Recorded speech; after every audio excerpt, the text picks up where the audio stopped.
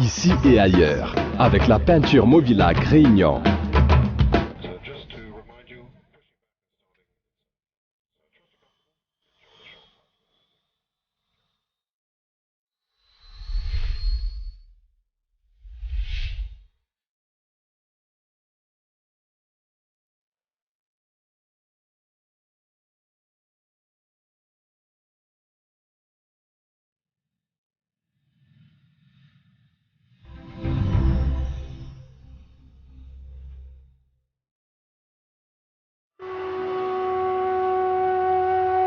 Les maisons sont construites dans les ruines des palaces et des temples. Datia est l'un des symboles de ces villages indiens, ravagés au cours des siècles, pris en tenaille entre plusieurs civilisations. Les Moghols ont envahi la région aux alentours du XVIe siècle. Les différents styles architecturaux côtoient la modernité qui arrive petit à petit. Cela fait 40 ans que j'habite dans le village de Datia. Il y a eu beaucoup de changements dans la vie des gens. La modernisation apporte le développement et des technologies. Il y a des avantages et des inconvénients. Avant, personne ne connaissait ce village. Mais en raison de cette forteresse, de plus en plus d'étrangers viennent ici. Ça permet aux villageois d'avoir des échanges avec le monde extérieur.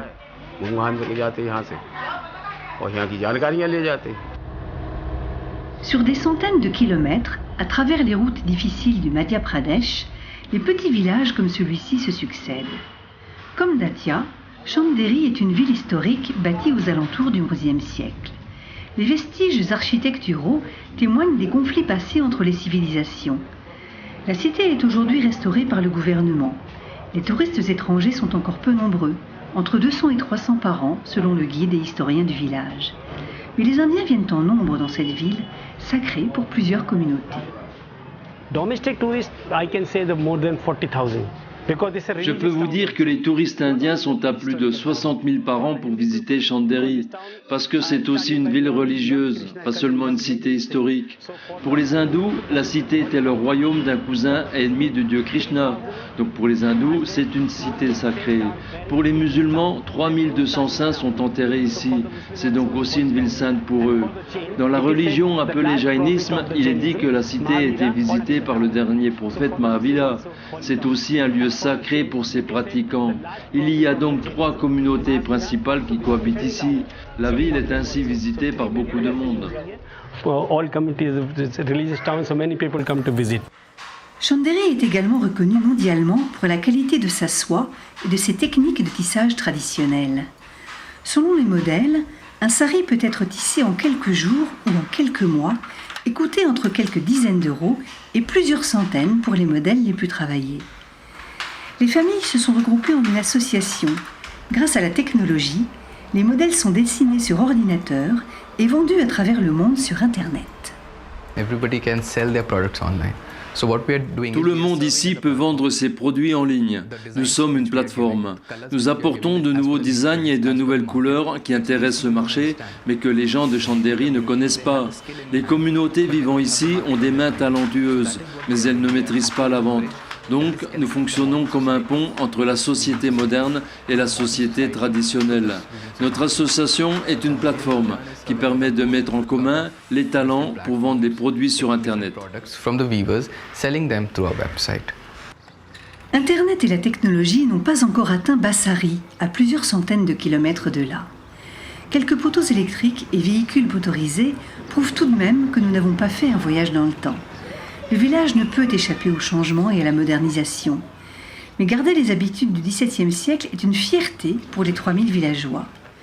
Aujourd'hui, au cœur des débats du conseil du village, l'organisation des funérailles d'un membre de la communauté.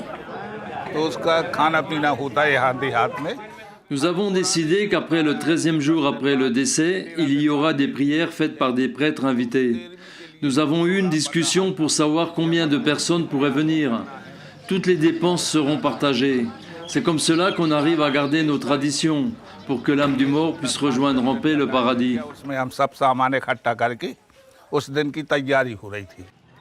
Bassari a été construit autour de la maison principale du chef.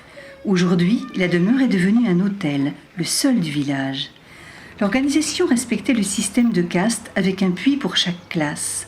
Mais les castes n'existant plus, Tout le monde participe à la vie de façon égale.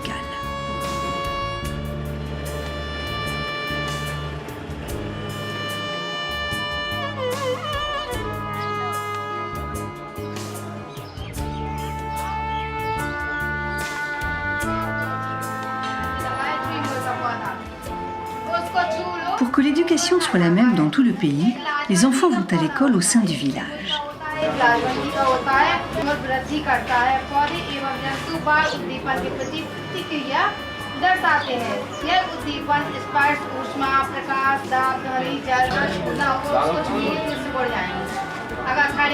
Une nouvelle facette de l'Inde qui se laisse découvrir loin des circuits touristiques traditionnels.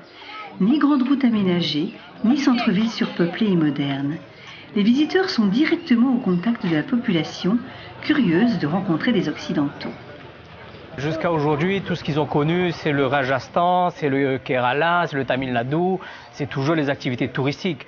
Quand vous faites le Kerala ou le Tamil Nadu, vous ne croisez que des bus de tourisme, alors que là, ici, c'est vraiment vierge de toute activité, où ils vont trouver une Inde vraiment authentique, qu'on n'a jamais connue jusqu'à présent dans nos circuits. C'est un bonheur. C'est un bonheur, je n'ai jamais connu ça, moi en tant que voyagiste, depuis que j'exerce, je n'ai jamais connu ce moment. Un bonheur qui se lit sur les visages accueillants des villageois. Pas question de faire du voyeurisme. Les habitants sont les premiers à accueillir les Occidentaux. Heureux de découvrir des étrangers et de partager une manière de vivre traditionnelle qu'ils veulent préserver aujourd'hui.